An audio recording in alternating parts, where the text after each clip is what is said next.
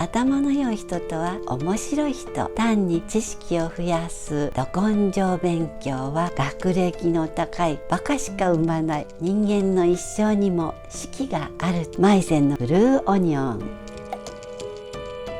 皆さんこんにちは。ミステリーマープルです。今日は面白くて無敵なお年寄りってどんな人？です。10年以上前のこと、ドイツに行くことがありました。用件も終わらせて夜8時になっていましたが、ビアホールへ。不調法なので軽い飲み物とフランクフルト名物の白いソーセージを注文。ふと店内を見渡すと、色とりどりの風船やパーティー風モールなどが座席の上や横に飾られています。何かの催しと思っていると、少し狭めのフロアではカップルや少人数で楽しそうにダンスをしています。しっかり踊っている人や単に揺れている人、暗さにも慣れてきた頃、その中にかなり高齢と思われるグレイヘアの方々がたくさん見えてきたのです。すっかり忘れていたのですが、その日はバレンタインデー。そのための飾り付けとやっと分かりましたが、それにしてもこんなに遅い時間帯にたくさんの高齢者の方々が。若い人はというと、自然にグレイヘアカップルたちを受け入れて、かえって遠慮がちに見えたほど、お年寄りを大切に暮らす、それが当たり前なのと、ピンクのハート型風船がゆらゆら揺れるのを見ながら、ナイフフォークでホワイトソーセージの皮を外し口に入れました。最近頭の良さとは何かという本を読みました。脳科学者中野信子さんと医師和田秀樹さんの共著です。前評判通りの楽しい本。頭の良い人とは結局面白い人だそう。発想が自由で、周りの人が面白がって刺激を受けるような人のことだと。また知性とは誰も知らないことを知ろうとする熱意のことで、知識をたくさん持っていることではないと。本読み、考え、発想する習慣をつけていれば、脳の老化予防どころか70歳前後でさえさらに頭が良くなっていき、90歳100歳とどんどん面白い老人になっていくそう。単に知識を増やすど根性勉強は学歴の高いバカしか生まないなんて東大卒のお二人でおっしゃるので笑ってしまいました。お年寄りに求めるのは人生の経験だったり、知の運用だったり、話の面白さ。お年寄りに敬意を払えない国は滅びるという言い伝えもあるとか。面白い人は無敵と結んでいます。ちなみにメイ・マスクさん、イーロン・マスクさんのお母様は72歳で現役モデル、インスタの有名人、無敵の様相ですね。高齢者に関してドイツではどうなのか、スマホ百科事典で検索。興味深かったのがリード。連邦政府の資金援助による多世代住宅プロジェクト。2003年ケルンで設立。高齢者と若い世代が集合住宅に居住、一緒に生活し、日常生活で支援し合う試みだそう。小さい子を持つ夫婦や高齢者など多世代の家族が互いの育児や介護など助け合って生活。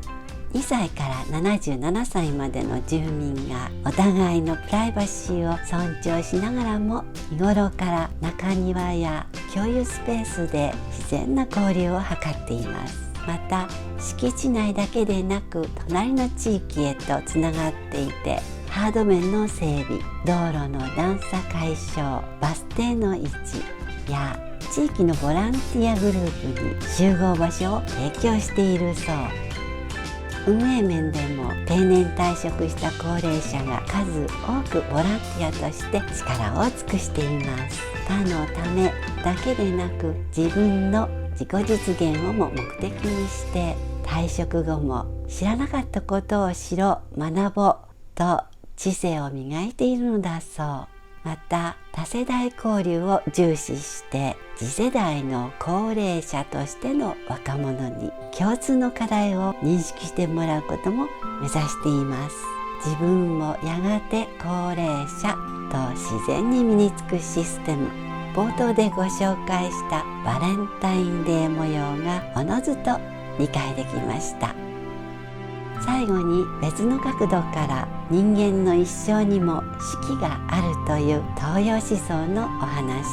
その四季には季節に応じた色もあるのだそう。四季と四季、同音異義語ですね。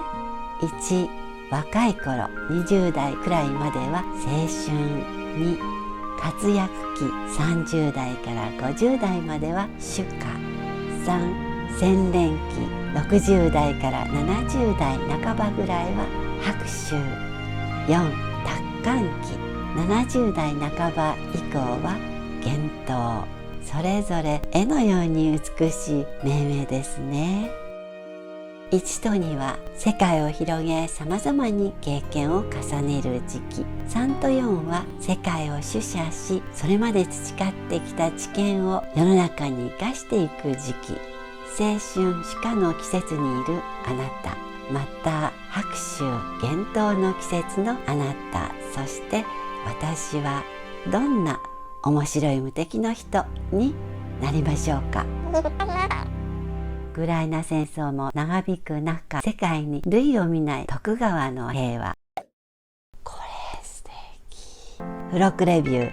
今日はマイセンのマルチ収納バッグ。2022年春のムック本付録で使用モチーフはブルーオニオン。これブルーオニオンなの知らなかった。これが大好きな人がたくさんいる。ブルーオニオンなの。ヨーロッパ最古の陶磁器ブランドマイセン。ブルーオニオンは吉祥文様がモチーフ。子孫繁栄のザクロ、不老不死の竹、邪気を払う長寿のシンボル桃など、1739年に誕生したモチーフでマイセン永遠のベストセラー。外ポケットは4つあり、ゴールドスタッツも上品。白いコットン生地に爽やかなブルーです。キッチンにも馴染むのでお茶やお菓子のストックを入れたり、美容グッズをまとめたり、インテリアとしてもお部屋が華やかに。巾着カバーはブランドロゴの剣のマーク。中が隠れるのでお出かけ用のトートバッグにしても。どこ開けるんでしょう。歴史1720年からマイセン時期の生みの親アウグスト教王の紋章から双剣のマークが使われ、今年で300周年。マチがたっぷり、とっても綺麗で丈夫で本物。金のロゴが素敵。マイセン地方って本編でお話ししたドイツのエルベ川河畔に位置する緑豊かなこと。ザクロを知らなかったドイツの人々により青い玉ねぎって名付けられたなんて面白いでしょ。東洋に憧れた優美さの約300年経った逆輸入でした。チャンネル登録、いいねボタンは喜びます。ではではまたね。